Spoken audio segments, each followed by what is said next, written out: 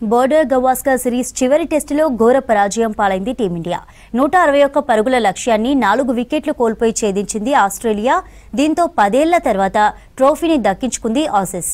ఈ సిరీస్ ఓటమితో world test championship ఫైనల్కు దూరమైంది భారత్. 5 టెస్టుల సిరీస్లో 3 ఆస్ట్రేలియా గెలువగా భారత్ ఒక మ్యాచ్లో విజయం సాధించింది.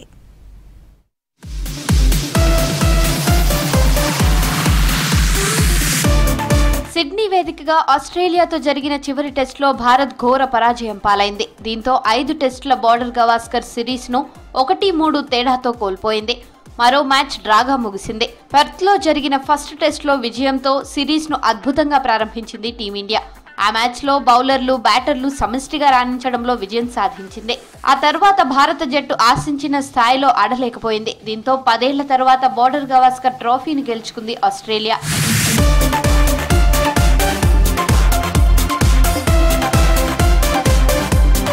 చివరి టెస్టులో కీలక తప్పిదాలతో పరాజయం పాలైంది టీమిండియా. కెప్టెన్సీలో రోహిత్ శర్మ ఫెయిల్ అవ్వడం, కీలక సమయాల్లో డిఫెన్సివ్ గా ఫీల్డ్ సెట్ చేయడం భారత్ కొంప ముంచింది.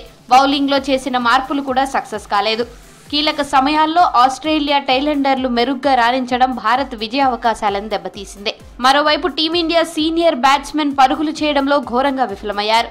రోహిత్ శర్మ, విరాట్ కోహ్లీ ఏమాత్రం ప్రభావం చూపించలేకపోయారు. కెప్టెన్ రోహిత్ శర్మ కంటే బౌలర్ బుమ్రా చేసిన పరుగులే ఎక్కువ. విరాట్ కోహ్లీ ఫస్ట్ టెస్టులో చేసిన సెంచరీ మినహా తర్వాత టెస్టులో పూర్తిగా విఫలమయ్యాడు. కేఎల్ రాహుల్, గిల్, పంత్ అనుకున్న స్థాయిలో రాణించలేకపోయారు. యంగ్ ప్లేయర్ జైస్వాల్ బ్యాటింగ్లో పర్వాలేదనిపించాడు. తెలుగు కుర్రాడు నితీష్ కుమార్ ఒక సెంచరీ చేసినా ఆ తర్వాత తేలిపోయాడు.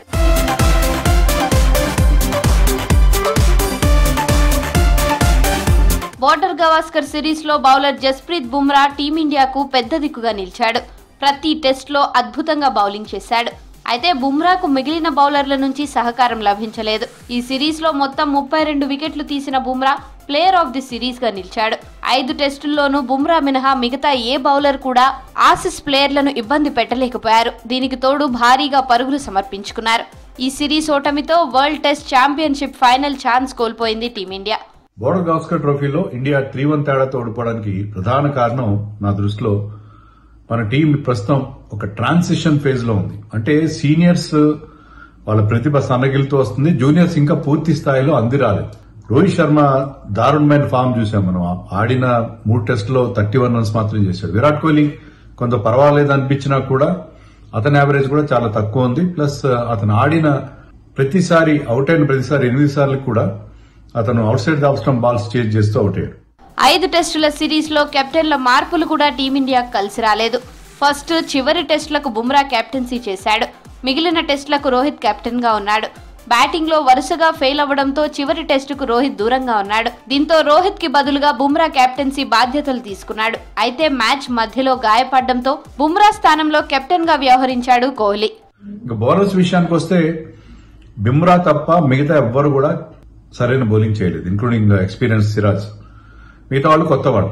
సో బుమ్రాతో ఓన్లీ 1 మ్యాన్ అటాక్ గా మారింది.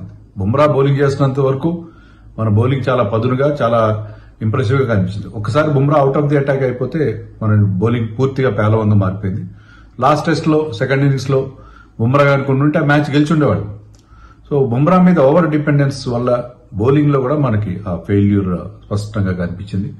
బోర్డర్ గవాస్కర్ సిరీస్ లో భారత్ ఓటమికి బ్యాటింగ్ వైఫల్యమే ప్రధాన కారణమని చెప్పొచ్చు. భారీగా పరుగులు చేయడం అటుంచితే కనీసం స్ట్రైక్ రొటేట్ చేయడానికి కూడా తీవ్రంగా ఇబ్బంది పడ్డారు. సీనియర్ ప్లేయర్స్ పదే సింగిల్ డిజిట్ స్కోర్లకే అవుట్ అవ్వడం తీవ్ర నిరాశ మిగిల్చింది. అనుభవజ్ఞుడైన allrounder Ravindra Jadeja batting, bowling లో పూర్తిగా విఫలమయ్యాడు. చివరిదైన సిడ్నీ టెస్ట్ లో ఒక్క వికెట్ కూడా తీయలేకపోయాడు.